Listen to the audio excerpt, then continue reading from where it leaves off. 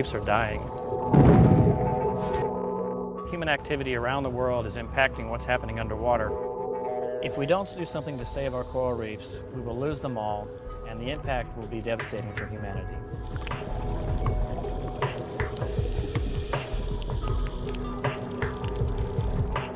In 1988, I was on a trip with my father, and we went to the Cayman Islands and were looking at a coral reef that I had been taking pictures of since I was a baby, and the reef is gone. My heart sank, and I had a strong passion to try to change that. And my father and I sat down one night and came up with the idea of how to fix it.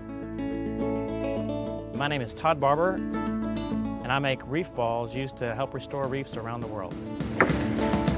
Reef balls serve as the base habitat for a natural reef to grow upon. They were designed so that you can plant corals on them. My goal was to mimic nature, not dictate nature. Reef balls are made with a special cement that lasts over 500 years. They're portable, inexpensive, and they're environmentally friendly.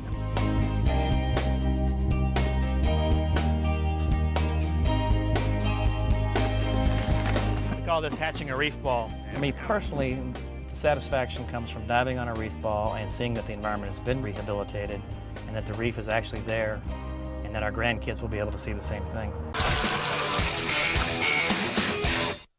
Today I've come to sunny Sarasota to build a reef, an underwater reef.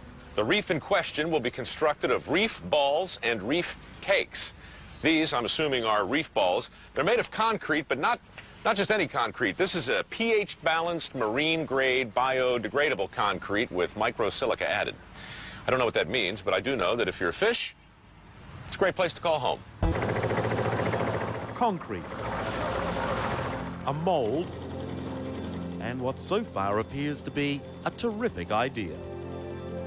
They're called reef balls, here high and dry after manufacture, a variety of sizes and designs. But their final resting place is under the waves. I really don't know why it is that all of us are so committed to the sea. I think it's because, in addition to the fact that the sea changes, and the light changes, and ships change, it's because we all came from the sea. President John F. Kennedy knew the importance of returning from whence we came. In keeping with this sacred tradition, have you ever thought about creating a living memorial for a loved one, a pet, or honoring a special event like the birth of a child or grandchild? The Eternal Reefs build dignified, respectful, and environmentally positive memorial reefs that honor the memory of a loved one and may incorporate their cremated remains. We take the cremated remains, mix it into the concrete, form the reef, put a bronze plaque on it. The module is then cured for a few months. We deploy it by barge and slowly lower it to the bottom. We record the longitude and latitude in the GPS readings as we lower it on the bottom, so we have the exact location of the loved one's memorial reef. Here at Reef Innovations, they make concrete reef balls and reef layer cakes in all shapes and sizes, for all shapes and sizes of marine life. Beneath the sea's surface, a strange-looking man-made reef is laid to rest on the ocean floor. It's one of millions of so-called reef balls being used to replace the real thing destroyed by Mother Nature and man. These new homes for marine life were created to protect our marine ecosystems, and they got their start in an unusual way. It all started actually when I was a management consultant, and I used to travel to the Cayman Islands every year and take pictures of a coral reef that was growing slowly over time. And a hurricane came and wiped my little reef out, so I couldn't measure how fast they were growing anymore.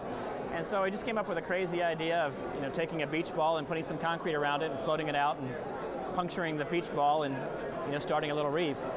Todd Barber and his nonprofit Reef Ball Foundation is one of 25 organizations honored by the Tech Museum of Innovation in San Jose, California. Reef balls are important for a lot of reasons. They are an important educational tool for people to understand how important natural coral reefs are. They're also an important tool for us to be able to restore coral reefs by transplanting corals on top of them, as well as to replace the habitat that corals create. Coral transplantation has become a highly successful benefit of the reef ball. coral is actually an animal, and it swims when it's first a baby. And these baby coral animals need something to hang on to so they can grow and develop. I'm Sinead O'Shea, and I'm in Sarasota, Florida, to meet the Reef Ball Foundation.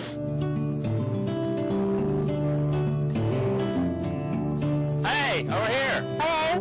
We're just planting some mangroves. How are you? I'm good. How are I'm you? Todd Barber from the Reef Ball Foundation. I'm Sinead O'Shea from Earthrise. Nice to meet you. We're looking forward to your visit. Unfortunately, man has created a lot of changes around the world, and those changes have impacted the corals.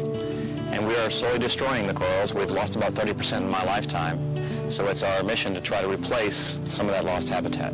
The Reef Ball Foundation is a nonprofit organization that works around the world in over 70 countries to restore oceanic habitat using reef balls and designed artificial reef technologies. How are y'all doing? I was just sitting out here doing a little inventory and getting a suntan. Hello, I'm Sinead. Hi, Sinead. Larry Beggs.